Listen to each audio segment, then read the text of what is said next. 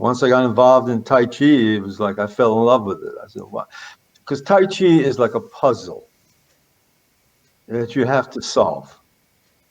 Um, unlike other exercises where you just repeat things again and again and again and again, and your mind is somewhere else. Your mind is thinking about, what am I having for dinner? What I have to do for work? What I have to tell somebody. In Tai Chi, you cannot do that. In Tai Chi, your mind has to be here, present all the time at what you're doing, or you get lost.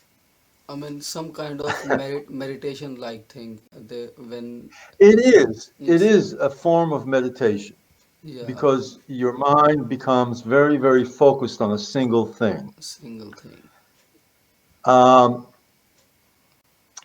yeah, it's called meditation in movement.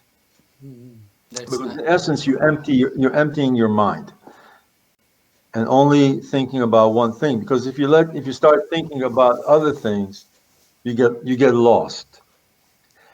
In a sense that think of a dance that has 108 steps, okay? And you're on step 35, and all of a sudden your mind goes somewhere else. What's the next step?